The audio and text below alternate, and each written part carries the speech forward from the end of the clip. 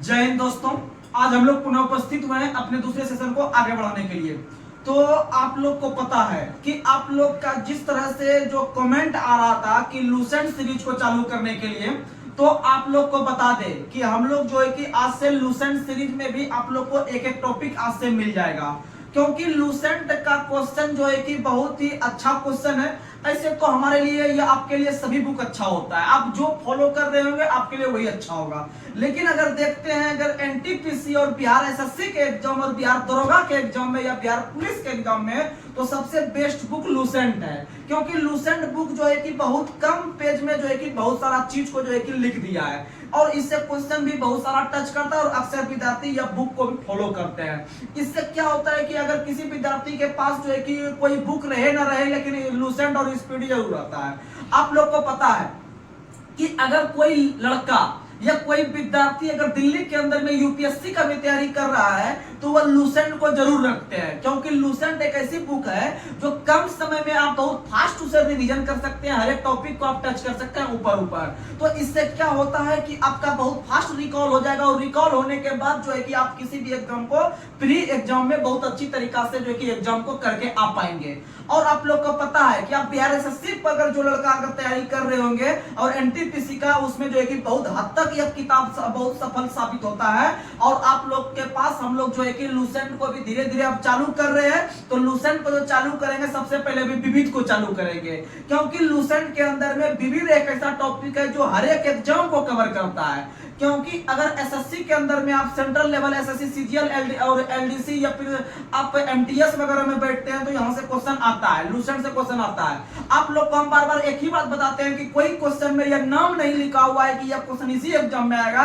लेकिन अगर आप डेली लेवल पे, अगर आप डेली बेसिस पे आप हमारे वीडियो को देखते हैं, तो आपके जीके जीएस में जो है कि टेंशन नहीं लेने देंगे। यह हम नहीं, यह आप लोग बोलिएगा कुछ दिन के बाद। और बहुत सारे छात्र जो है कि आपको बता दे, हाथ में बुक लेके हमेशा रखते हैं। आप लोग को बता दे कि यह ग्रुप डिस्कशन जब हमारा जॉब नहीं लगा था, तो इससे पहले हम लोग जो है कि पटना भागलपुर में रहकर भी ग्रुप डिस्कशन सब दिन किए हैं, ग्रुप डिस्कशन सब दिन किए हैं। इससे क्या होता है कि ग्रुप डिस्कशन आप मान लीजिए दिन भर कहीं पढ़िए, कहीं टेस्ट लगाइए, उससे मतलब नहीं है। लेकिन अगर आप शाम के समय में 1 से 2 घंटा अगर ग्रुप डिस्कशन कर लेते हैं, तो अगर आप जिस भी दिन अगर दिन में नहीं भी पढ़िएगा, तो आपका सब चीज मैनेज हो जाएगा। क्योंकि इसमें लगभग 200 300 400 क्वेश्चन हो जाता है। अगर आप डेली बेसिस पे 400 क्वेश्चन को भी रिवीजन के तौर पे ले रहे हैं, तो आपका तैयारी बहुत ही अच्छा हो जाएगा। और आप लोग को बता दें, यह ग्रुप डिस्कशन कर करके कम से कम जो है कि 20 लड़का सिलेक्शन लिया है मेरे पास से, सिर्फ ग्रुप डिस्कशन करके। आप समझ सकते हैं। और ग्रुप डिस्कशन करके बहुत सारे छात्र, अभी आप लोग को भी अंतर प्रतीत हो रहा होगा कि जो लड़का जो है कि पहले 50 नंबर ला रहा था, वह अभी 70 नंबर ला रहा है, 90 नंबर तक ला रहा है बीआरएसएससी में। और जितना समय है आपके पास, 2-3 महीना अभी इलेक्शन में भी लगेगा, तो आप लोग आराम से 110 115 के आसपास पहुंच सकते हैं और अपनी सफलता को सुनिश्चित कर सकते हैं। तो चलिए बिना आपका समय लिए हम अपने सेशन को शुरुआत करते हैं। तो कल हम लोग एक क्वेश्चन पूछे थे कि कुंचिकल जलप्रपात जो है कि भारत का सबसे ऊंचा जलप्रपात है। तो आप लोग जो है कि इसका बहुत अच्छी तरीका से आंसर देने का प्रयास किए हैं कि भारत का सबसे ऊंचा जलप्रपात कुंचिकल जलप्रपात है, और यह कर्नाटक के बराही नदी पर है। और आप लोग को पता है कि इससे पहले जोग या गरसोप्पा जलप्रपात था, और कुंचिकल जलप्रपात का ऊंचाई 455 मीटर है। कितना है? 455। और इसमें जो सबसे बेस्ट आंसर देने का कोशिश किया वो जितेंद्र कुमार जी, आपका आंसर बहुत सही है। आप लगातार बन के रहिए, सफलता के लिए आप टेंशन नहीं लिए, सफलता एक दिन मिलेगा, कंफर्म मिलेगा, कहीं कोई शक नहीं है। और जो लड़का जो है कि वीडियो देख रहे हैं, आप लोग जो है कि सुनिश्चित रहिए हमारे कंटेंट के लिए। आप किसी के बहकावे मत आइए, बस जिस दिन आप एग्जाम दीजिएगा आपको एहसास हो जाएगा। और अगला हम लोग नाम ले रहे हैं चौधरी गोलू, आपका भी बिल्कुल सही आंसर है। उसके बाद फिर लाइफ स्टडी एसआर, आपका भी सही आंसर है।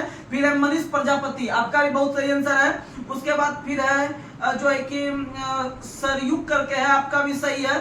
फिर है उसके बाद पीयूष मैथ मस्ती करके ये लिखते हैं, सर याद करने वाला ट्रिक बताइए, मजा लगता है। तो आप लोग लगातार बन के रहिए, ट्रिक आता है ट्रिक भी देंगे, और ऐसे भी आपको इतना बार रिकॉल करवा देंगे कि आपका माइंड अपने कहने लगेगा कि यह क्वेश्चन का आंसर यह होगा। आप लोग आराम से टेंशन नहीं लीजिए। उसके बाद फिर है आपके जो है कि रुपेश जी तो इस तरह से सब सही आंसर देने का प्रयास किए हैं। तो चलिए बिना कोई समय गवाए आप लोग के पास हम लोग अपने सेशन को शुरू कर रहे हैं। तो आज का पहला सवाल, आज क्वेश्चन हम लूसेंट से भी कुछ लेंगे, लूसेंट के क्वेश्चन से भी आपको अवगत कराएंगे, क्योंकि लूसेंट सीरीज बहुत सारे लड़का का यह कमेंट आ रहा था कि लूसेंट सीरीज चालू कीजिए, लूसेंट सीरीज चालू कीजिए। तो लूसेंट सीरीज चालू कर रहे हैं। बस आप सभी जो है कि यह हम नम्र निवेदन से आपसे आशा रख रहे हैं कि आप लोग अपनी सच्ची दिल से अपने एकदम लगन के साथ मेहनत कीजिए और आपका रिजल्ट जो है कि पीडीएफ लिस्ट में आता है। क्योंकि जिस दिन आप मेहनत नहीं कीजिएगा तो आपको जो है कि लग जाएगा। क्योंकि एक बात बताते हैं आपको, हर एक छात्र यह जानता है कि जब तक हम अच्छा से मेहनत नहीं करेंगे तो आजकल के जिंदगी में हम नौकरी नहीं पा सकते हैं। तो फिर भी अगर आप मेहनत क्यों नहीं कर रहे हैं? जब इस चीज को आप जान रहे हैं कि हम मेहनत नहीं करेंगे तो हम जॉब नहीं पा सकते हैं, तो आप मेहनत क्यों नहीं कर रहे हैं? इसका मतलब आप जानबूझ के आप अपने पैर पे कुल्हाड़ी मार रहे हैं। तो इसीलिए आप मेहनत कीजिए, क्योंकि आप लोग को पता है पूरे भारत के कुल जनसंख्या का मात्र 0.01% जो है कि सरकारी जॉब में है। तो समझ सकते हैं कि कितना परसेंट जो है कि आप जॉब में है। और आगे होने वाला आप लोग देख ही रहे हैं कि बीजेपी की सरकार रहे या फिर किसी की भी सरकार रहे या स्टेट लेवल पे सरकार रहे, वैकेंसी में दिन ब दिन कमी होते जा रहा है और सब चीज प्राइवेट हो रहा है। यानी आप लोग के पास समय है कि दिन रात एक करके आप अपने जहां भी तैयारी कर रहे होंगे, दिन रात एक करके आप लोग तैयारी कीजिए। तो चलिए आज के सेशन को हम लोग शुरुआत कर रहे हैं। तो आज का पहला सवाल आप लोग को बताना है कि भारत के अंदर में राष्ट्रीय राजमार्ग की संख्या की लंबाई सबसे अधिक किस राज्य में है? तो महाराष्ट्र में है। किस राज्य में है? एनएच की कुल लंबाई अगर देखें, एनएच की अगर हम कुल लंबाई देखें तो एनएच की कुल लंबाई जो है वह आपका 63,31,791 किलोमीटर एनएच की कुल लंबाई नहीं है। भारत के अंदर में सड़कों की कुल लंबाई जो है 63,31,791 किलोमीटर है। लेकिन अगर देखते हैं कि एनएच की लंबाई कितना है भारत में, तो एनएच की लंबाई 1,44,955 किलोमीटर है एनएच की लंबाई। और एनएच जो होता है उसका रख रखाव जो करता है भारत सरकार करता है। कौन करता है? भारत सरकार करता है। और छोटे छोटे एनएच का जो रख रखाव करता है वो राज्य सरकार करता है। कौन करता है? राज्य सरकार करता है।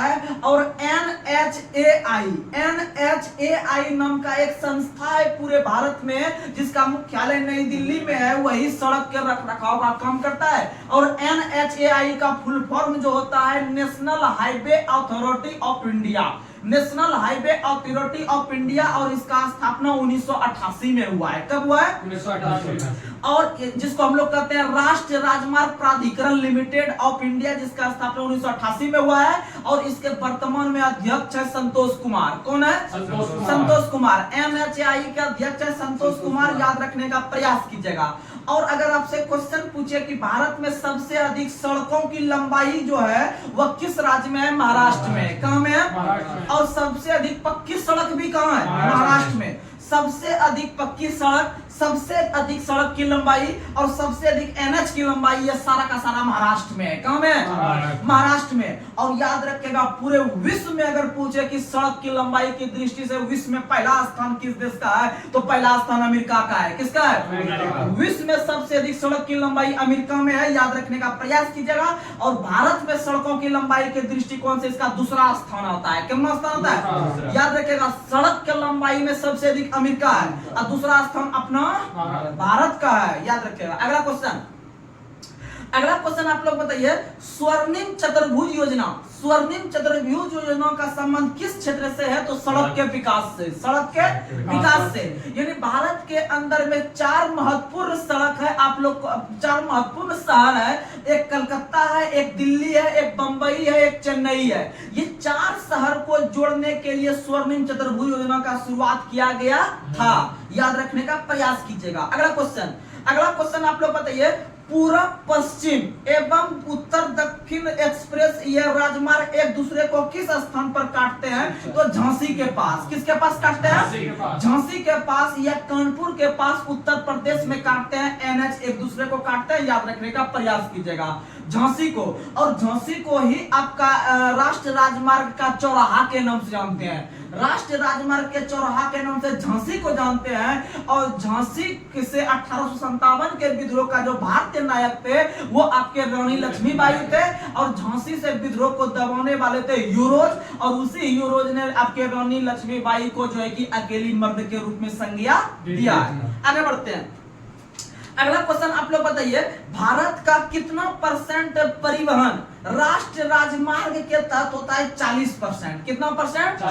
40% जो होता है वह एनएच के थ्रू ही जो है कि आपका परिवहन संपन्न होता है, याद रखिएगा, एनएच के तहत। अगला क्वेश्चन बताइए, भारत का सबसे लंबा राष्ट्रीय राजमार्ग कौन है? तो भारत का सबसे लंबा राष्ट्रीय मार्ग है NH-44। NH-44 जो कि श्रीनगर से कन्याकुमारी तक चलती है, जो कि श्रीनगर से कन्याकुमारी तक चलती है। और याद रखिएगा इसकी लंबाई 3745 किलोमीटर है। 3745 किलोमीटर NH-44 की लंबाई है, जो कि आपका कन्याकुमारी या जम्मू कश्मीर के बीच जो है कि चलने का काम करती है।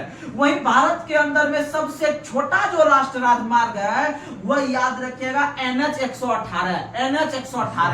NH-118 जो है वह आपका झारखंड में स्थित है। झारखंड में आप लोग जमशेदपुर शहर का नाम सुने होंगे। झारखंड में एक शहर है जमशेदपुर। जमशेदपुर से लेकर बासनवानी तक, जमशेदपुर से लेकर बासनवानी के बीच जो है कि आपका 5 किलोमीटर का एनएच है, जो सबसे छोटा है पूरे इंडिया में, याद रखिएगा। भारत के अंदर में सबसे छोटा राष्ट्रीय राजमार्ग NH-118 है, और सबसे बड़ा 44 है। सबसे बड़ा कौन है?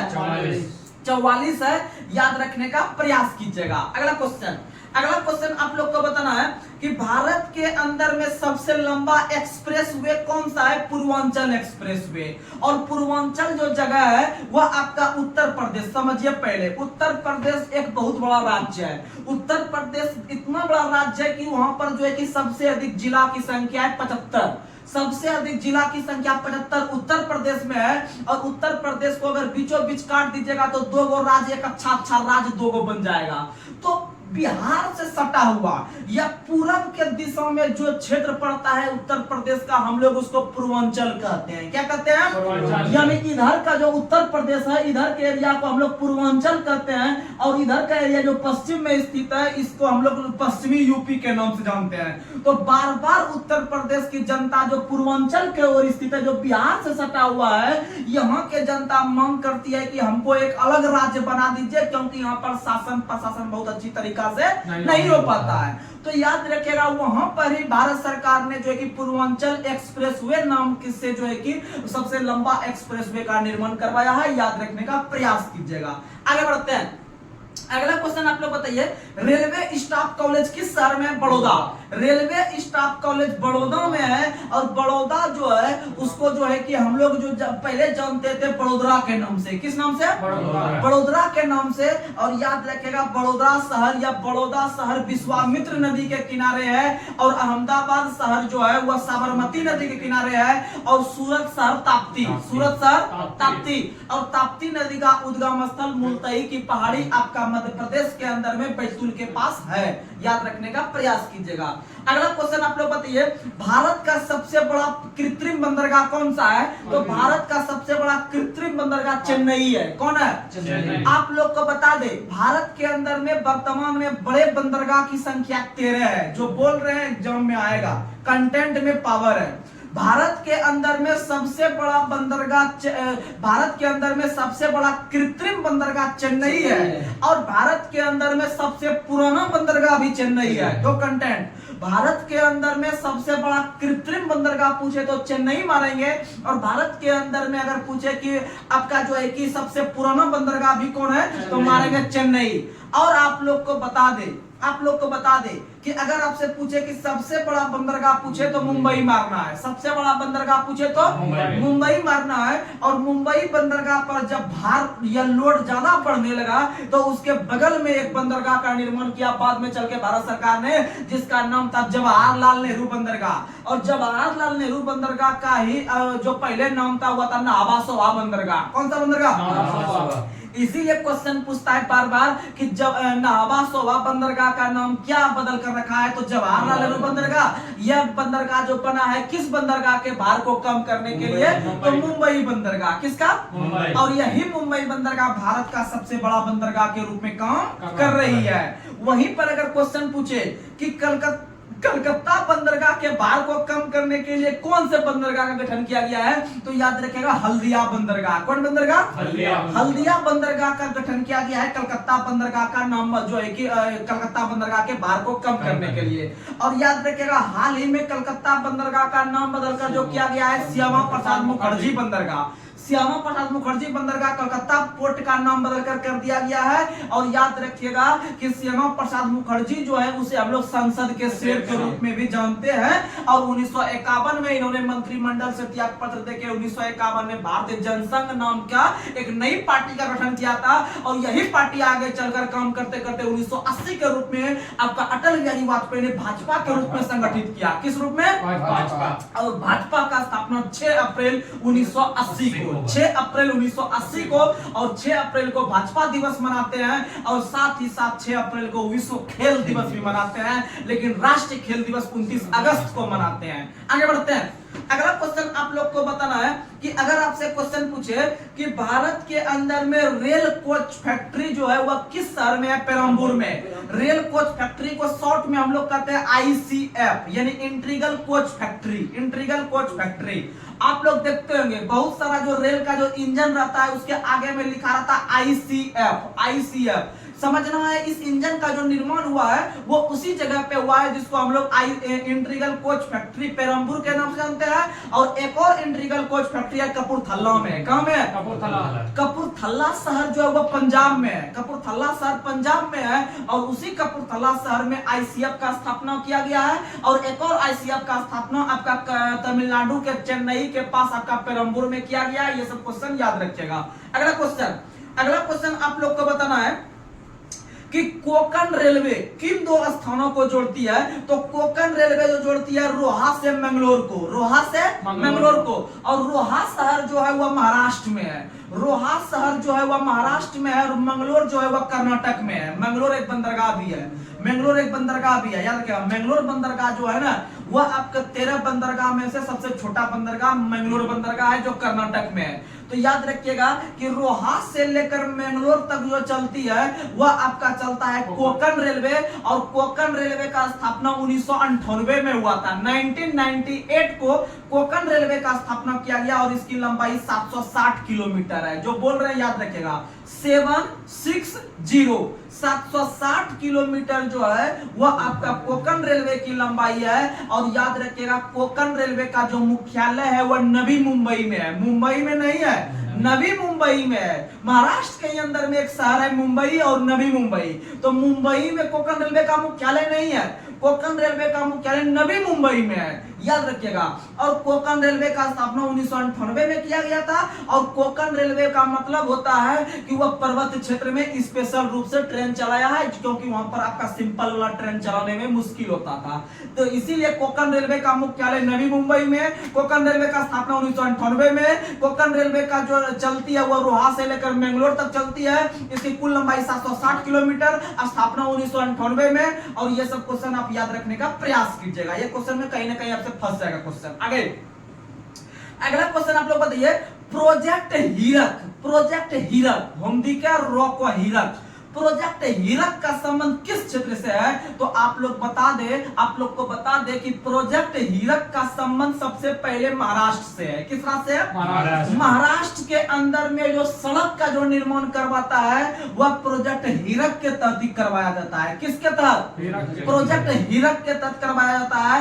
और आप लोग को बता दे कि हाल ही में आप लोग सुने होंगे कि उत्तराखंड राज्य के अंतर्गत जो है कि बहुत सब प्राइवेट मजदूर काम कर रहे थे, सुरंग में सड़क वगैरह बनवा रहे थे। और वहां पर जो है कि आपका ऊपर से जो है कि पूरा मलबा गिर गया, ऊपर में अंदर में वो जो है कि दब गए। जो अब जब अंदर में दब गए तो इसका मतलब था वह आपका कैजुअल लेबर के रूप में काम कर रहा था, यानी दिन प्रतिदिन के रूप में काम कर रहा था। उसका कोई लाइसेंस और उसका कोई जो है कि उसका कोई बीमा वगैरह नहीं था उस मजदूर का, जो कि दैनिक रूप से काम करने जाते हैं। जब वो अंदर में दब गए तो इसका मतलब उसको जो है कि सरकार के द्वारा अगर मान लीजिए किसी का जान माल का हानि हो जाता, किसी का अगर जान चल जाता, तो उसका अगर हम पहले से बीमा कर देंगे, अगर हम उसका पहले से बीमा कर देंगे तो जो है कि उस व्यक्ति के परिवार को जो है कुछ सपोर्ट मिल जाएगा।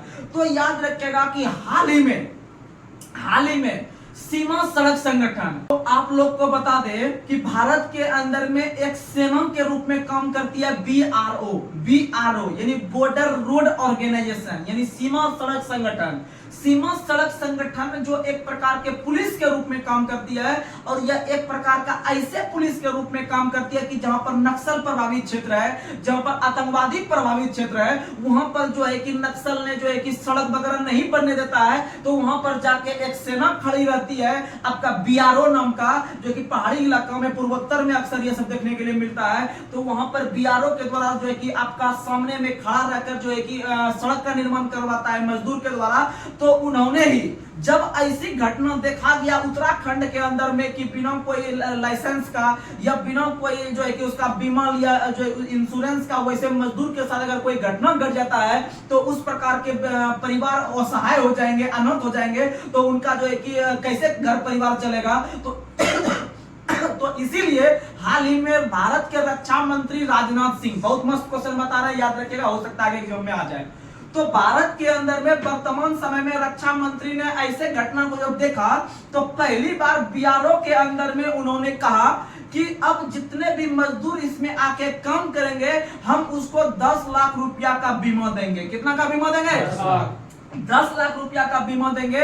और इसी के तहत उन्होंने प्रोजेक्ट बीमा का शुरुआत करवाया है बीआरओ के अंदर में काम करने वाले मजदूर के लिए। तो कितना इंपॉर्टेंट क्वेश्चन, ये करंट में भी हाल ही में पूरे इंडिया का चर्चा का विषय बना हुआ था, और वैसे क्वेश्चन को ही एग्जाम में डाला जाता है जो कभी ना कभी या फिर साल 2 साल के अंदर चर्चा का विषय बना हुआ है, और कोई धराया चीज नहीं पूछता है, पहले का चीज जो करंट में जो चर्चा में रहा है उसी से स्टैटिक बना देता है। तो इसका मतलब जो है कि यहाँ पर करंट में पूछ सकता है कि प्रोजेक्ट बीमा जो है वो कौन से सेना के अंदर में मजदूर के लिए बनाया है, तो बीआरओ के लिए। अब बीआरओ का स्थापना पूछ सकता है कि भैया सीमा सड़क संगठन का स्थापना कब हुआ है, तो 1960 में हुआ है, तो ये स्टैटिक पूछ दिया। और स्टैटिक जी के कोई पुराना नहीं पूछता है, जो करंट में चल रहा है उसी से रिलेट करके पूछ देता है कि भैया इसका स्थापना कब हुआ है। अब मान लीजिए कि अभी हम छोटे स्तर पे चैनल पे हैं और जो है कि हमको भी कोई नहीं जान रहा है उतना आदमी, वहीं पर जब हम साल 2 साल मेहनत करेंगे, पूरे दिन के साथ मेहनत करेंगे, तो जो है कि मेरे पूरे इंडिया का आदमी जानने लगेंगे। तो इसका मतलब है कि हम पहले छोटे रूप में थे, तब मेरा गूगल पे भी पूरा हिस्ट्री आ जाएगा कि मेरा जन्म कब हुआ है,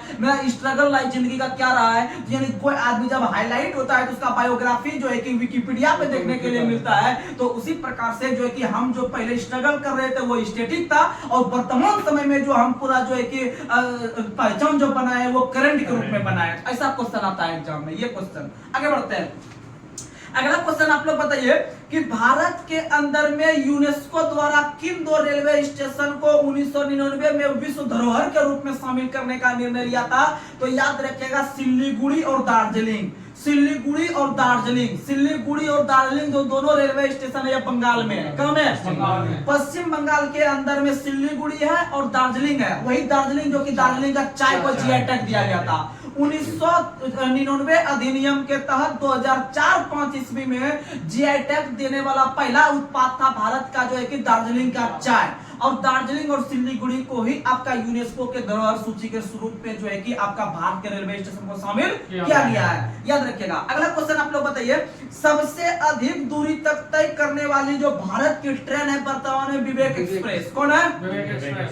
विवेक एक्सप्रेस लगभग 4273 किलोमीटर, लगभग 4273 किलोमीटर ये यात्रा करती है, जो कि डिब्रूगढ़ से कन्याकुमारी तक जाती है। डिब्रूगढ़ असम में है, डिब्रूगढ़ असम में है, और कन्याकुमारी पूरा समुद्र के किनारे तमिलनाडु के पास है कन्याकुमारी।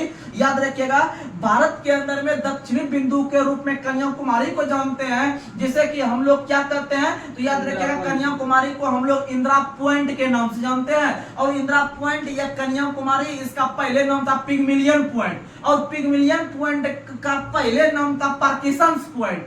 तो याद रखेगा क्वेश्चन पूछेगा कि इंदिरा पॉइंट का प्रोनोनम क्या था, तो इंदिरा पॉइंट का प्रोनोनम पिग्मिलियन पॉइंट था। अगर पिग्मिलियन पॉइंट ऑप्शन में है तो मारेंगे, नहीं तो पार्किंसंस पॉइंट मारेंगे। क्या मारेंगे? और भारत का सबसे उत्तरी बिंदु है इंदिरा कॉल, इंदिरा कॉल, ये सब क्वेश्चन याद रखेगा।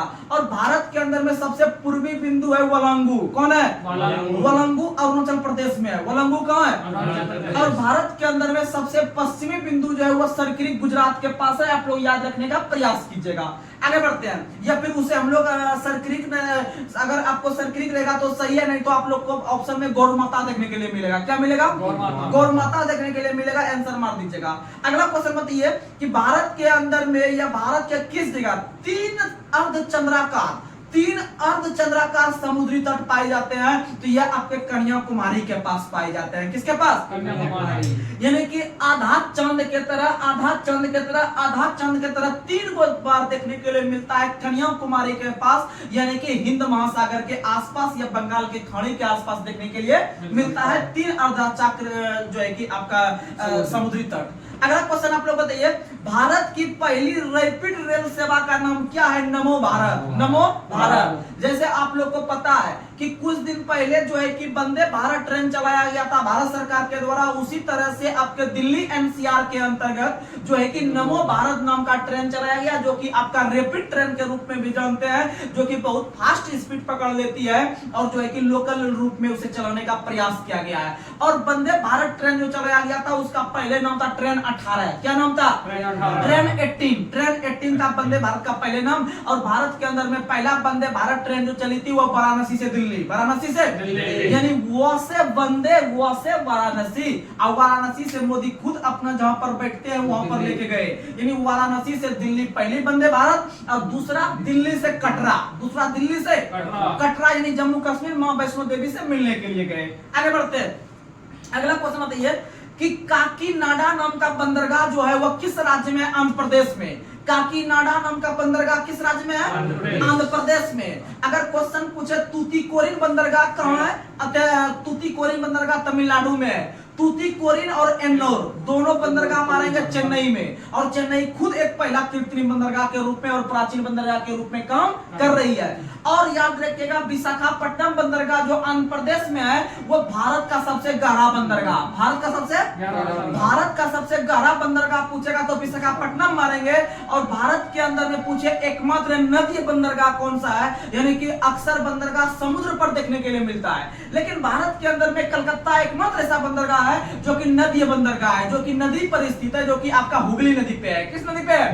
हुगली नदी पे है। याद रखने का प्रयास कीजिएगा। और हुगली नदी का ही मुख सबसे लंबा चौड़ा है, हुगली नदी का ही मुख सबसे चौड़ा है। और हुगली नदी की सहायक नदी के रूप में दामोदर नदी काम करती है, और दामोदर नदी को बंगाल के शोक के रूप में जानते हैं। और आपको 2 बांध बताए थे, पंचेत बांध दामोदर पे, पंचेत बांध दामोदर पे, तिलैया बांध बराकर बांध भी दामोदर नदी पे है। आप लोग याद रखने का प्रयास कीजिएगा।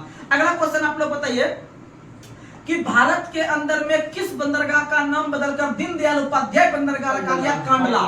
कांडला बंदरगाह गुजरात में है और उसका नाम बदलकर दीनदयाल उपाध्याय बंदरगाह रखा गया। और याद रखिएगा कि कांडला बंदरगाह भारत के अंदर में एकमात्र ऐसा बंदरगाह है जो कि आपका ज्वारीय बंदरगाह है। कैसा बंदरगाह?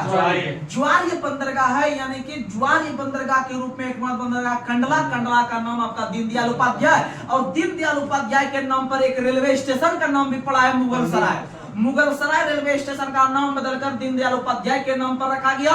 और याद रखिएगा मुगलसराय ही एक ऐसा रेलवे स्टेशन है भारत के अंदर में जहां पर की सबसे लंबा यार्ड है, सबसे लंबा यार्ड। और यार्ड जो उस जगह को कहते हैं जहां पर की ट्रेन जाके लगती है, ट्रेन जाके लगती है। और जहां पर हवाई जहाज वगैरह जाके लगती है उसको हैंगर कहते हैं। क्या कहते हैं? हैंगर। और जहां पर हम लोग गाड़ी मोटरसाइकिल वगैरह लगाते हैं उसको गैरेज कहते हैं। क्या कहते हैं? गैरेज। इन्हें समझेगा कि गैरेज में कि हम गाड़ी को ठीक कराते हैं, गाड़ी को ठीक कराते हैं गैरेज में। लेकिन रीजनिंग में अगर देखिएगा तो गाड़ी अनुपात गैरेज देगा, गाड़ी अनुपात गैरेज देगा, और प्रोपोर्शनल या समानुपात देगा हवाई जहाज अनुपात हुआ तो हवाई जहाज में रहेगा आपका हैंगर। हवाई जहाज में क्या रहेगा? हैंगर। क्या वो?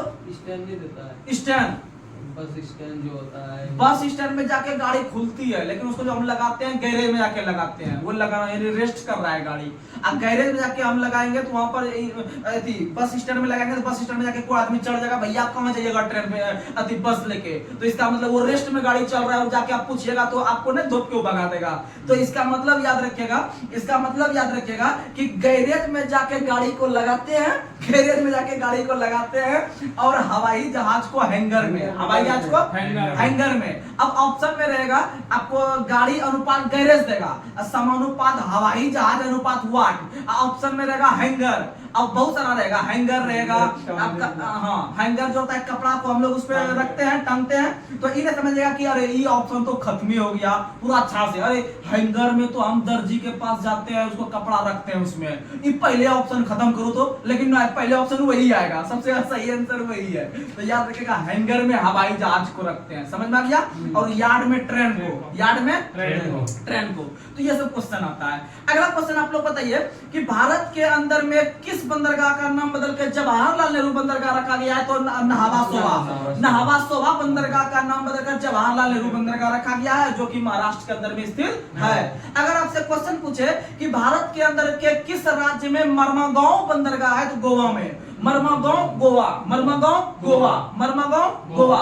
और याद रखिएगा भारत के अंदर में मर्मागांव बंदरगाह एक ऐसा बंदरगाह है जो कि पूर्णतः निर्यात आधारित बंदरगाह है, जो कि पूर्णतः निर्यात आधारित, यानी उस पर विदेशी सामान कुछ नहीं आता है, सिर्फ और सिर्फ हम लोग निर्यात करते हैं। क्या करते हैं? निर्यात करते हैं, यानी कि हम भेजते हैं, यानी कि हम उसको जो है कि एक्सपोर्ट करते हैं, यानी उसको भेज रहे हैं। और भारत के अंदर में आयात निर्यात बैंक का जो स्थापना किया गया था, जिसे हम लोग एक्जिम बैंक के नाम से जानते हैं, एक्जिम बैंक, यानी कि एक्सपोर्ट इंपोर्ट, एक्सपोर्ट इंपोर्ट यानी एक्जिम बैंक। एक्जिम बैंक का स्थापना 1982 में, 1982 में, और नाबार्ड का स्थापना भी 82 में, नाबार्ड का स्थापना भी 82 में। ये सब क्वेश्चन एग्जाम में आता है। अगला क्वेश्चन आप लोग बताइए, अरब सागर की रानी के नाम से किस बंदरगाह को जानते हैं? कोचीन को। अरब सागर की रानी के नाम से कोचीन को जानते हैं, और मसालों के रानी के नाम से भी कोचीन या केरल को जानते हैं। लेकिन वर्तमान समय में मसाला का सबसे अधिक उत्पादन मध्य प्रदेश कर रही है। कौन कर रही है? और मसाला के उत्पादन से संबंधित क्रांति है, कौन सी क्रांति? बादामी क्रांति। मसाला उत्पादन से बादामी क्रांति है, और बायोडीजल से कृष्ण क्रांति, बायोडीजल से कृष्ण क्रांति, और अंडा उत्पादन से रजत क्रांति, अंडा उत्पादन से रजत क्रांति। अगर आपसे क्वेश्चन पूछे सुनहरी क्रांति किससे है? तो सुनहरी क्रांति फल के उत्पादन से, किससे है? फल के उत्पादन से है। और अंगूर का उत्पादन विटीकल्चर कहलाता है, अंगूर का उत्पादन विटीकल्चर कहलाता है। अगला क्वेश्चन आप लोग बताइए कि भारत के अंदर में सबसे गहरा बंदरगाह विशाखापट्टनम। अगर आपसे क्वेश्चन पूछे कि भारत का दूसरा सबसे बड़ा बंदरगाह कौन है? चेन्नई। भारत के अंदर में सबसे बड़ा बंदरगाह मुंबई है, भारत के अंदर में सबसे बड़ा बंदरगाह मुंबई है, वहीं भारत के अंदर में दूसरा सबसे बड़ा बंदरगाह चेन्नई है। तो हम जब ये क्वेश्चन को पढ़े चेन्नई के बारे में, तो चेन्नई के बारे में 3 क्वेश्चन याद रखेगा। भारत का सबसे प्राचीन बंदरगाह चेन्नई, भारत का सबसे पहला कृत्रिम बंदरगाह चेन्नई, और भारत के अंदर में पूछे दूसरा सबसे बड़ा बंदरगाह तो चेन्नई, पहला मुंबई, पहला मुंबई।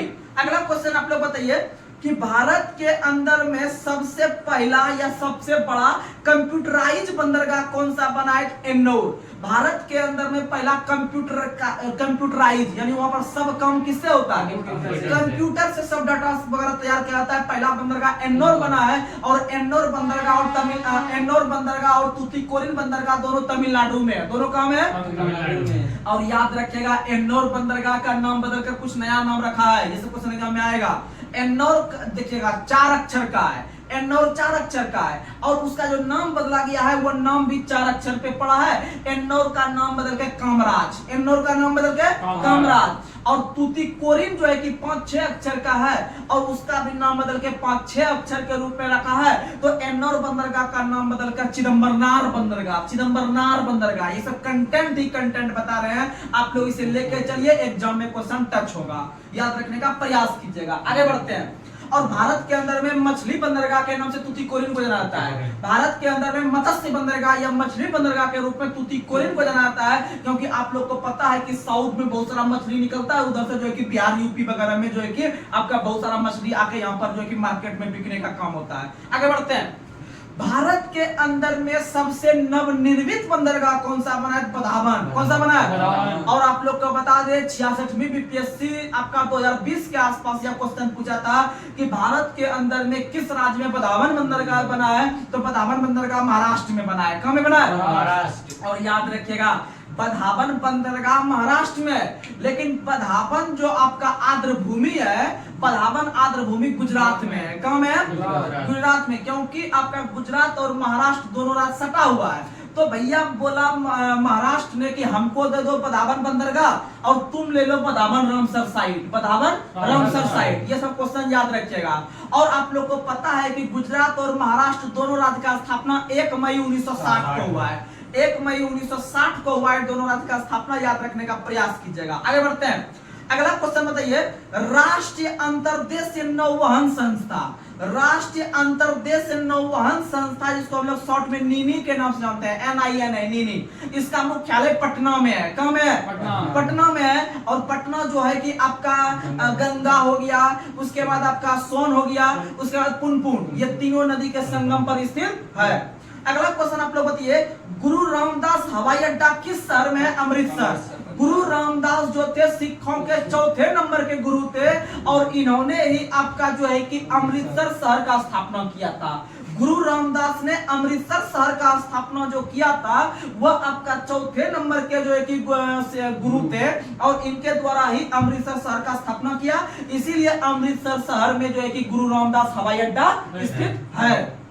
अगला क्वेश्चन, भारत का सबसे बड़ा जहाज, मान लीजिए कि जो जहाज पानी में चलता है, जब वो पुराना हो जाता है, जब वो रिटायर होने लगता है, तो याद रखिएगा कि उसको तोड़ फोड़ के जो है कि उसको जो है कि फिर से रिसाइकल करके कुछ नया सामान वगैरह बनाया जाता है, या दूसरा जो है कि उसका बढ़िया बढ़िया अंग निकाल के दूसरा जो है कि आपका जहाज में लगाया जाता है। तो याद रखिएगा कि जहाज को जो तोड़ा फोड़ा जाता है या काटा जाता है वह आपका गुजरात का एक जगह है अलंग। क्या, कौन जगह है? अलंग। नहीं कहता है हम लोग बचपन में जो कि घर में जब डरते होंगे या फिर गांव समाज का आदमी बोलता है कि एक अंग इसका तोड़ दो या इसका अलंग एक अलंग ही उखाड़ दो, यानी कि एक अलंग का मतलब है एक हिस्सा।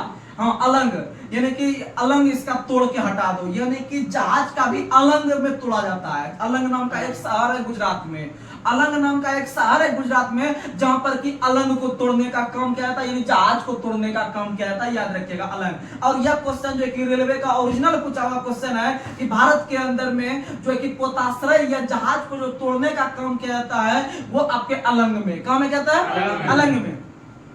अगला क्वेश्चन आप लोग बताइए कि भारत के कौन सा बंदरगाह बाह्यपत्तन का विशिष्ट उदाहरण है? तो बाह्यपत्तन यानी बाहरी बंदरगाह का उदाहरण है वो हल्दिया है। कौन है? हल्दिया। और हल्दिया बंदरगाह का निर्माण अब कलकत्ता बंदरगाह के भार को कम करने के लिए बनाया गया है, और बंबई बंदरगाह के भार को कम करने के लिए जवाहरलाल नेहरू बंदरगाह का निर्माण किया गया है, और जवाहरलाल नेहरू का पहले नाम नहवा बंदरगाह था। अगला क्वेश्चन, भारत के किस राज्य में आपका पारादीप बंदरगाह है? तो भारत के अंदर में उड़ीसा राज्य में पारादीप है। किस राज्य में? उड़ीसा में पारादीप है। उड़ीसा में पारादीप बंदरगाह है जो कि पूर्वी घाट पर स्थित है, आपका बंगाल की खाड़ी पर जो कि वह निर्यात आयात करने का काम करती है। अगला क्वेश्चन आप लोग बताइए, अलेप्पी बंदरगाह किस राज्य में? केरल में। अलेप्पी बंदरगाह केरल में है। अलेप्पी बंदरगाह कहाँ है? केरल में। अगला क्वेश्चन मुख्य जो है कि हम लोग ले लेते हैं क्वेश्चन जल्दी से। अगला क्वेश्चन आप लोग बताइए, NW1 NW का जैसे हम लोग NH देखे, NH का मतलब होता है नेशनल हाईवे, उसी तरह से NW होता है। NW का मतलब होता है नेशनल वाटरवे। नेशनल वाटरवे यानी जिस तरह से NH का रास्ता रहता है भैया, NH1 वहां से वहां तक जाता है, NH2 यहां से वहां तक जाता है। जैसे हम लोग NH44 को देखे हुआ जो है कि आपका जम्मू कश्मीर से कन्याकुमारी तक जाती है, जम्मू कश्मीर से कन्याकुमारी तक जाती है NH44। उसी प्रकार से NW यानी कि राष्ट्रीय जल परिवहन जो है आपका NW1 वो आपका इलाहाबाद से लेके हल्दिया तक है। इलाहाबाद से लेके हल्दिया तक। इलाहाबाद उत्तर प्रदेश में है और हल्दिया पश्चिम बंगाल में है। तो याद रखिएगा इलाहाबाद से लेकर अगर हम उत्तर प्रदेश, अगर हम इलाहाबाद से लेकर पश्चिम बंगाल जाते हैं, इलाहाबाद से लेकर अगर हम पश्चिम बंगाल जाते हैं तो इस बीच में हमको बिहार मिलता है। इस बीच में क्या मिलता है? बिहार। तो क्योंकि आप लोग को पता है कि बिहार के उत्तर दिशा में या बीचों बीच गंगा नदी बहती है, गंगा नदी बहती है।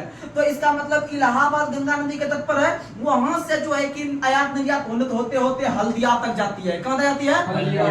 और उसको हम लोग NW1 के नाम से जानते हैं, NW1 के नाम से।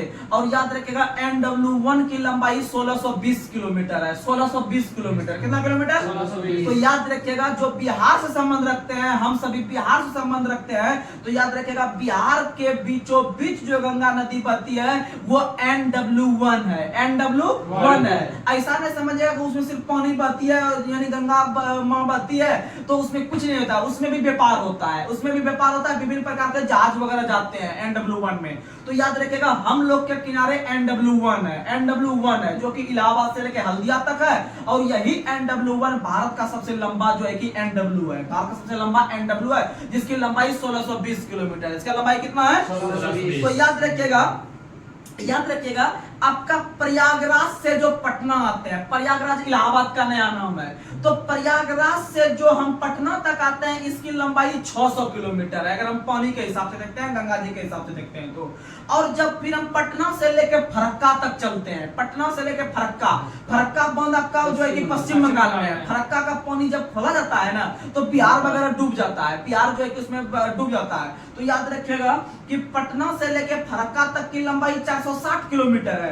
वहीं फरक्का से लेकर हल्दिया तक की लंबाई जो है वह 560 किलोमीटर है। तो अगर कुल लंबाई को जोड़ते हैं, तीनों लंबाई को, यानी तीन भाग में हम इसको बांट के पढ़ते हैं कि पहला हो गया हल्दिया से, पहला हो गया आपका इलाहाबाद से लेकर पटना तक, और दूसरा हो गया पटना से लेकर फरक्का तक, और तीसरा हो गया फरक्का से लेकर आपका इलाहाबाद नहीं हल्दिया तक। कहां तक? हल्दिया। तो मैंने सेम ला रहा है फिर तो डिस्प्लेसमेंट 0 कर देगा। तो याद रखिएगा ये तीन भाग में बांट के पढ़ते हैं। कुल लंबाई 1620 किलोमीटर, कुल लंबाई कितना है? 1620 किलोमीटर। लेकिन आपको बताए थे रोहा से मंगलोर कोंकण रेलवे की लंबाई 760 किलोमीटर, 760 किलोमीटर। आगे बढ़ते हैं, मुख्य हवाई अड्डा बोलते हैं जल्दी से, फिर हम लोग लूसेंट पे आएंगे। तो अगला क्वेश्चन आप लोग बताइए, इंदिरा गांधी अंतरराष्ट्रीय हवाई अड्डा दिल्ली में है, कहाँ में? दिल्ली में। अब पालम हवाई अड्डा भी कहाँ है? दिल्ली में। पालम भी कहाँ है? दिल्ली में। छत्रपति शिवाजी महाराज मुंबई, छत्रपति शिवाजी महाराज हवाई अड्डा मुंबई। अगला क्वेश्चन, नेताजी सुभाष चंद्र बोस हवाई अड्डा कलकत्ता, कहाँ है? कलकत्ता। नेताजी सुभाष चंद्र बोस हवाई अड्डा कलकत्ता में है। और हाल ही में आपका ममता बनर्जी सरकार ने प्रत्येक 23 जनवरी को देश नायक दिवस के रूप में मनाने का घोषणा किया। लेकिन पूरे भारत सरकार ने, नरेंद्र मोदी की सरकार ने 23 जनवरी को मनाने का घोषणा किया पराक्रम दिवस। कौन सा दिवस? पराक्रम दिवस याद रखने का प्रयास कीजिएगा। और देश नायक दिवस ममता बनर्जी ने स्पेशली बोला है कि हम मनाएंगे, मोदी मनाए पराक्रम, लेकिन हम मनाएंगे जो है कि देश नायक। इसीलिए क्वेश्चन पूछेगा कि देश नायक के नाम से किस महापुरुष को जानते हैं? तो सुभाष चंद्र बोस, जिनका जन्म 23 जनवरी 1897 को उड़ीसा के कटक में हुआ था। आगे बढ़ते हैं, अगला क्वेश्चन, बाबा साहेब अंबेडकर हवाई अड्डा कहाँ है? नागपुर में। बाबा साहेब अंबेडकर हवाई अड्डा कहाँ है? नागपुर में। अगला क्वेश्चन आप लोग बताइए, सरदार वल्लभ भाई पटेल हवाई अड्डा अहमदाबाद, कहाँ है? अहमदाबाद। और अहमदाबाद में ही आपका विश्व की सबसे ऊंची चोटी, स्टेडियम नहीं, सबसे ऊंची मूर्ति जो बना है वह आपका स्टैच्यू ऑफ यूनिटी बना है, जो कि आपका अहमदाबाद में। और इनका कहना भी सही है कि भाई विश्व का सबसे बड़ा जो क्रिकेट स्टेडियम बना है वह मोटेरा क्रिकेट स्टेडियम आपका यह, जिसका नाम बदलकर नरेंद्र मोदी स्टेडियम रखा गया है, वह कहां में है? अहमदाबाद में। कहां में है? अहमदाबाद में। अगला क्वेश्चन, चौधरी चरण सिंह हवाई अड्डा कहां है? लखनऊ में। चौधरी चरण सिंह हवाई अड्डा लखनऊ में है। वहीं लाल बहादुर शास्त्री हवाई अड्डा वाराणसी में है, बनारस में है। वहीं अगर दूसरा क्वेश्चन पूछे, गोपीनाथ बारदोलाई हवाई अड्डा कहां है? गुवाहाटी में। गोपीनाथ बारदोलाई हवाई अड्डा कहां है? गुवाहाटी में। और गुवाहाटी जो है वो ब्रह्मपुत्र नदी के किनारे है। किस नदी के किनारे? ब्रह्मपुत्र नदी के किनारे। और इसीलिए ब्रह्मपुत्र नदी को असम का शोक कहा जाता है, असम का शोक कहा जाता है। और ब्रह्मपुत्र नदी का उद्गम स्थल भारत में नहीं है। ब्रह्मपुत्र नदी का उद्गम स्थल तिब्बत के मानसरोवर झील से है, जहाँ की सतलज नदी का भी उद्गम स्थल है। अगला क्वेश्चन बताइए, त्रिवेंद्रम हवाई अड्डा कहाँ है? त्रिवेंद्रम में। त्रिवेंद्रम हवाई अड्डा त्रिवेंद्रम हवाई अड्डा कहाँ है? तिरुवनंतपुरम में। त्रिवेंद्रम हवाई अड्डा तिरुवनंतपुरम में है। कहाँ में है? तिरुवनंतपुरम में। अगला क्वेश्चन आप लोग बताइए, कालीकट हवाई अड्डा कहाँ है? तो आप लोग को हम बता चुके हैं कि पहली बार जब आए थे आपके पुर्तगाली गवर्नर, तो वह केरल के जो है कि कालीकट पर आए थे। वास्को डी गामा जब आए थे तो वह केरल के कालीकट तट पर पहुंचे थे, तो इसीलिए कालीकट बंदरगाह केरल में है। कहाँ में है? केरल में। और केरल का एक शहर है कोझिकोड, कोझिकोड, कोझिकोड, कोझिकोड में, यह याद रखिएगा। अगला क्वेश्चन, शेख अल आलम हवाई अड्डा कहाँ है? श्रीनगर। शेख अल आलम हवाई अड्डा श्रीनगर में है, यानी जम्मू कश्मीर में है। शेख अल आलम यानी नाम से भी आप जा सकते हैं, आराम से याद रह जाएगा। अगला क्वेश्चन, कोचिन हवाई अड्डा कहाँ है? कोचिन में। कोचिन हवाई अड्डा कहाँ है? कोचिन में। वीर सावरकर हवाई अड्डा कहाँ है? Port Blair. वीर सावरकर हवाई अड्डा कहाँ है? Port Blair. क्योंकि आप लोग को पता है कि पोर्ट ब्लेयर के ही जेल में वीर सावरकर को बंद कर दिया गया था, इसीलिए वीर सावरकर हवाई अड्डा जो है वो पोर्ट ब्लेयर में है। और पोर्ट ब्लेयर जो है वो अंडमान की राजधानी है। किसकी राजधानी है? क्योंकि अंडमान के अंदर में ही एक जेल था, सेलुलर जेल, जिसे हम लोग काला पानी का जो है कि वहां सजा दिया जाता था, और वहां पर ही वीर सावरकर ने भारत का इतिहास जो है कि दीवार पे लिख दिया था। याद रखने का प्रयास कीजिएगा। और वीर सावरकर ने ही 1857 के विद्रोह में कहा था कि यह भारत का पहला स्वतंत्रता संग्राम था, यह भारत का पहला स्वतंत्रता संग्राम था। कहने वाला व्यक्ति था वीर सावरकर। कौन था? वीर सावरकर। और एक व्यक्ति था डिजरेली, इन्होंने कहा था कि यह एक राष्ट्र विद्रोह है, यह एक राष्ट्र विद्रोह है डिजरेली, यह एक राष्ट्र विद्रोह है डिजरेली। अगला क्वेश्चन, केम्पेगौड़ा हवाई अड्डा कहाँ है? बेंगलुरु में। केम्पेगौड़ा हवाई अड्डा कहाँ है? बेंगलोर में। केम्पेगौड़ा हवाई अड्डा कहाँ है? बेंगलोर में। अच्छा, बेंगलोर में एक आपका क्रिकेट स्टेडियम है। बेंगलोर में क्रिकेट स्टेडियम, इसका नाम क्या है? चेपक नहीं, चेपक चेन्नई में है। चेपक चेन्नई में है। और बेंगलोर में कौन सा है? बेंगलोर में एक क्रिकेट स्टेडियम है जिसका नाम क्या है? तो याद रखिएगा कि बेंगलोर में जो है जहां से विराट कोहली खेलते हैं उस स्टेडियम का नाम क्या है? और चेपक से चेन्नई हो गया, लेकिन बेंगलोर से कौन स्टेडियम है? आप लोग बताइए जल्दी, बेंगलोर में कौन सा स्टेडियम है? तो बेंगलोर में कौन सा है? चिन्ना स्वामी स्टेडियम बेंगलोर में है, यही मैच खाली देखता है। तो याद रखिएगा चिन्ना स्वामी स्टेडियम बेंगलोर में है, चिन्ना स्वामी स्टेडियम बेंगलोर में है। चौ से चेपक, चौ से चेन्नई, चौ से चेपक, चौ से चेन्नई। हाँ, तो कम से कम जो मैच देखते हैं स्टेडियम वगैरह ध्यान में रखिए, ये सब क्वेश्चन एग्जाम में आता है। अगला क्वेश्चन आप लोग को बताना है कि देवी अहिल्याबाई होलकर हवाई अड्डा कहाँ? इंदौर में। देवी अहिल्याबाई होलकर हवाई अड्डा इंदौर में है। और देवी अहिल्याबाई होलकर जो क्रिकेट स्टेडियम है यह भी इंदौर में है। और इंदौर को जो है कि लघु मुंबई के रूप में भी जानते हैं, और भारत का सबसे स्वच्छ शहर के रूप में इंदौर को जानते हैं। और इंदौर में राष्ट्रीय सोयाबीन अनुसंधान संस्थान है, याद रखिएगा। अगला क्वेश्चन आप लोग बताइए, महर्षि वाल्मीकि हवाई अड्डा कहाँ है? अयोध्या। महर्षि वाल्मीकि हवाई अड्डा कहाँ है? अयोध्या। याद रखने का प्रयास कीजिएगा। चलिए अब हम लोग लूसेंट के क्वेश्चन को कुछ कवर करते हैं, फिर आपको सिलेबस मिलेगा। आप लोग आराम से जो है कि याद रखने का प्रयास कीजिएगा, और लूसेंट को जो है कि बहुत अच्छी तरीका से कवर करवाएंगे।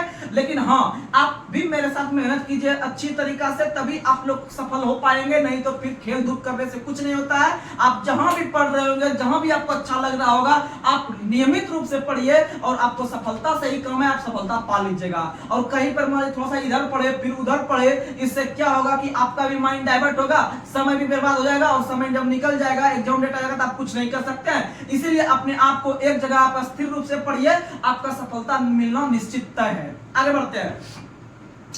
लूसेंट में बताइएगा कि इन ए फ्री स्टेट पुस्तक के लेखक कौन है? बीएस नायपॉल। इन ए फ्री स्टेट पुस्तक के लेखक है बीएस नायपॉल।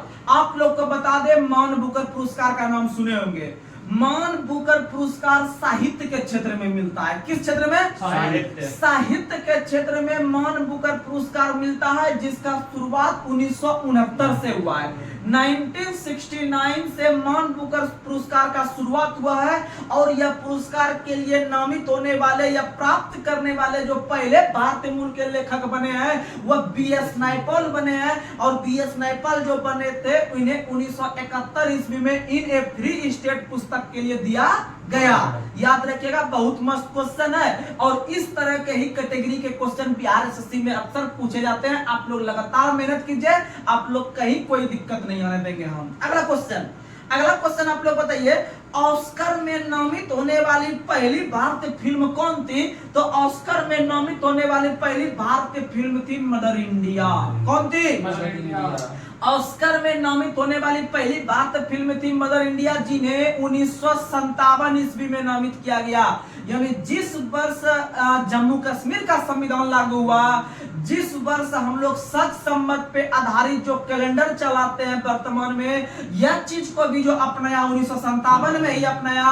और भारत में मुद्रा की दशमलव प्रणाली जो लागू हुई 1957 में, 1 अप्रैल 1957 को भारत में मुद्रा की दशमलव प्रणाली शुरुआत हुई। और दशमलव मुद्रा प्रणाली जो देन है वो फ्रांस का देन है। किसका देन है? और जीएसटी भी किसका देन है? फ्रांस का। जीएसटी भी किसका देन है? और आप लोग को पता है कि जीएसटी लगाने वाला विश्व का पहला देश भी कौन था? फ्रांस, जिन्हें 1954 में लगाया था। 1954। और भारत जीएसटी लगाने वाला 161वां सदस्य देश बना। लेकिन जीएसटी जो भारत में लागू किया गया है वह कनाडा के मॉडल पर। किस देश के मॉडल पर? और प्रत्येक वर्ष जीएसटी दिवस 1 जुलाई को मनाते हैं। और भारत के अंदर में जीएसटी जो पूर्ण रूप से लागू हुआ वह 1 जुलाई 2017 से, 1 जुलाई 2017 से। लेकिन इसको पारित किया था 2016 में। आगे बढ़ते हैं। अगला क्वेश्चन आप लोग को बताना है। आप लोग बताइएगा, एक ट्रिक देते हैं कि ऑस्कर में कौन कौन से जो है कि फिल्म को नामित किया गया है भारत के अंदर। तो लगभग 5-6 को नामित किया गया। आप लोग को ट्रिक देंगे, आप लोग आराम से याद कर लीजिएगा। तो सबसे पहले आप लोग कम से कम इतना याद रख लीजिएगा कि 1957 में पहला फिल्म मदर इंडिया, यानी मदर से शुरू करना है। किससे शुरू करना है? यानी मदर इंडिया 1957 को याद रख लेना है। वही उसके बाद आपको अब हम यहाँ से जो है कि आपको हम दूसरा फिल्म बता देते हैं जो है कि आपका सलाम बॉम्बे। सलाम बॉम्बे 1988 में है। सलाम बॉम्बे कब है? 1988 में। और उसके बाद 4 फिल्म को दिया है और उस चारों के लिए आपको हम ट्रिक देते हैं। और आपको जो है कि हड़बड़ाना नहीं है, आपको हम याद पक्का करवा देंगे। उसके बाद ट्रिक आपको देते हैं 4 गो फिल्म के लिए।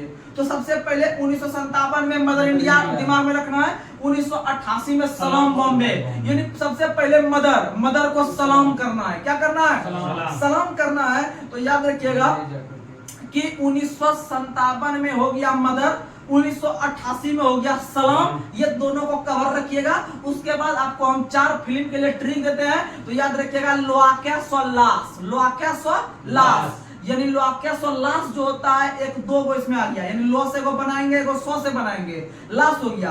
अब पर इसे 2 गो बना लेंगे, यानी को पो से बनाएंगे, एगो रो से बनाएंगे। तो याद रखिएगा लास पर, यानी सबसे पहले माँ याद रखिएगा। माँ के बाद माँ को क्या करना है? सलाम। और माँ को सलाम करते हुए लाश के पर से गुजर जाना है। तो याद रखिएगा कि मदर 1957 और सलाम कर रहे हैं 1988 में। ये दोनों को तो आपको रखना ही पड़ेगा मटेरियल के रूप में। वहीं पर ट्रिक याद रखिएगा लोआके सोलास पर। तो लो से आप बना रहे हैं, आप लोग ध्यान से सुनिएगा। लो से लगान फिल्म, लो से कौन फिल्म? लगान फिल्म। और सो से श्वास, सो से श्वास, सो से श्वास, यानी लो से लगान और सो से श्वास, लाश हो गया खत्म। अब पर, पो से पहेली, पो से पहेली, और रो से रंग दे बसंती, रो से रंग दे बसंती। यानी एक बार हम फिर से रिकॉल करवा रहे हैं आप लोग को, धीरे धीरे हम ईस्वी भी याद करवाएंगे। और आपको यह हम वादा करते हैं कि लूसेंट का जितना भी मस्त कंटेंट है आपके माइंड में हम फिट करवा देंगे। क्योंकि आपको लगभग क्वेश्चन मेरे माइंड में है लूसेंट का, उसमें कहीं कोई दिक्कत नहीं है। तो याद रखिएगा सबसे पहले माँ यानी मदर, फिर 1988 में याद रखिएगा सलाम। इन दोनों को मटेरियल को साइड में रख के उसका लास्ट पर याद रखना, लोआके सोलास पर, यानी लो से लगान, सीरियली बता रहे हैं, हम इसवी भी सेट करवाएंगे, इसवी भी सेट करवाएंगे। तो लो से लगान, स्व से श्वास, उसके बाद पो से पहेली, अब फिर रो से रंग दे बसंती। आप लोग फिल्म देखेंगे 2006 में आमिर खान का फिल्म है। आमिर खान का है ना? अमिताभ बच्चन का रंग दे बसंती। रंग दे बसंती तो आमिर खान का है ना? पता नहीं, हमको भी उतना फिल्म का आइडिया नहीं है। तो याद रखिएगा, शायद हमको लग रहा है आमिर खान का फिल्म है रंग दे बसंती। तो याद रखिएगा आप लोग को हम इसवी सेट करवा रहे हैं, आप लोग को हम इसवी सेट करवा रहे हैं, आप लोग को इसवी सेट करवाना है। आप लोग याद रखिएगा 1957 में मदर याद हो गया होगा, 1988 में सलाम याद हो गया होगा। अब लास्ट जो याद रखना है, यानी लो से जो याद रखना है, अब 2001 से शुरू करना है। कब से शुरू करना है? 2001 सटाना है, फिर 2004 सटाना है, फिर 2005 सटाना है, फिर 2006 सटाना है। यानी लास्ट पर के लिए ट्रिक रखना है 2001, 2004, 2005, 2006। यानी एक बार फिर से आपको रिकॉल करवाते हैं, आपको माइंड में फिट करवा देंगे। सबसे पहले मदर 1957, फिर मदर को क्या करना है, सलाम, सलाम 1988, सलाम 1988। उसके बाद ट्रिक बताएं, लोआ के सोलास, यानी लो से लगन, लगन 2001, अब फिर सो से श्वास, श्वास 2004, श्वास 2004, और पर से पहली 2005, प से पहली, प से 5, प से पहली, प से 5, और लास्ट में 2006 में रंग दे बसंती, लास्ट 2006 में। तो ये सब जब आप 2-4 बार रिकॉल करवाएंगे तो यह गारंटी देते हैं कि याद हो जाएगा। चलिए अगला क्वेश्चन, अगला क्वेश्चन आप लोग बताइए, पुलित्जर पुरस्कार का शुरुआत कब से हुआ है? तो पुलित्जर पुरस्कार का शुरुआत उसी वर्ष हुआ है जिस वर्ष रूसी क्रांति हुआ है, जिस वर्ष इंदिरा गांधी का जन्म हुआ है, और जिस वर्ष सत्याग्रह जो है कि भारत के अंदर में पहली बार महात्मा गांधी ने प्रयोग किया था चंपारण में 1917 में। कब किया था? तो याद रखिएगा 1917 में जो है कि महात्मा गांधी चंपारण में भाग लिए थे। 1917 के अंदर जो है कि आपका पहली बार जो है कि भारत के अंदर में पहली महिला कांग्रेस के राष्ट्रपति एनी बेसेंट बनते हैं, पहली महिला अध्यक्ष एनी बेसेंट बनते हैं 1917 के अंदर। और याद रखिएगा कि आप लोग कभी बता रहे थे 1917 में रूसी क्रांति भी हुआ है, और 1917 में आपका जो है कि इंदिरा गांधी का जन्म भी हुआ है, और 1917 में पुलित्जर पुरस्कार का शुरुआत हुआ है। तो अभी देखिए, अभी हम पुलित्जर पुरस्कार बोल के 1917 बोल के हम निकल जाते, लेकिन इससे क्या होता कि आपका जो है कि 1917 के बारे में जो और क्वेश्चन बन सकता था, इससे आपका माइंड रिकॉल नहीं होता। हम जो बोल दिए, और मेरे में जो आदत है बोलने का, अभी देखिए हम माइक यूज नहीं कर रहे हैं, इसलिए थोड़ा सा ताकत लग रहा है बोलने में, थोड़ा गला भी थोड़ा सा फंस जा रहा है, लेकिन जब माइक का व्यवस्था कर लेंगे तो माइक के बाद आपको जो है कि एक क्वेश्चन पे कंटेंट देते रह जाएंगे, और कुछ दिन के बाद जो है कि आपका मैराथन वगैरह भी क्लास इस तरह से शुरू करेंगे। इससे क्या होगा, एक दिन में आपका विविध खत्म कर देंगे, एक दिन में बायोलॉजी खत्म कर देंगे, एक दिन में केमिस्ट्री खत्म कर देंगे। इससे आपका बहुत ज्यादा फायदा होने वाला है, और एग्जाम कैसे निकलता है हमें बखूबी पता है, बस आप मेरा सपोर्ट कीजिए अच्छी तरह। तो चलिए आज का लास्ट सवाल हम लोग आज कर रहे हैं। तो आज का लास्ट सवाल आप लोग बताइएगा कि जो है कि भारत के अंदर में ऑस्कर पुरस्कार का शुरुआत, या पूरे विश्व में जो ऑस्कर पुरस्कार का शुरुआत हुआ है वो किस वर्ष? 1929 से। ऑस्कर पुरस्कार 1929 से, और शायद कंफ्यूज आप कर गए तो नोबेल पुरस्कार 1901 से हुआ है। नोबेल पुरस्कार 1901 से हुआ है, और ऑस्कर 1929 से हुआ है, याद रखिएगा। और अब आप लोग की पारी है, आप लोग के लिए लास्ट क्वेश्चन ला रहे हैं। तो आज का लास्ट सवाल आप लोग को बताना है कि भारत के अंदर में जो है कि सबसे गहरा बंदरगाह कौन सा है। आप लोग जो है कि अधिक से अधिक जितने भी छात्र देखते हैं, हमारे जितने भी छोटे भाई बड़े भाई देखते हैं, जिनको कि हम 1% भी अगर सहायता कर पा रहे होंगे आपके एग्जाम को क्रैक करने में, तो आप हम मेरा सपोर्ट कीजिए, और आपका भी हम सपोर्ट कर रहे हैं। बस इसी तरह से आप हमें जो है कि आगे बढ़ाइए, और आपको भी जो है कि एक सफलता के लिए, एक सीट के लिए सुनिश्चित करवाएंगे। तो चलिए अपने सेशन को हम यही समाप्त कर रहे हैं। तब तक के लिए जय हिंद, जय भारत।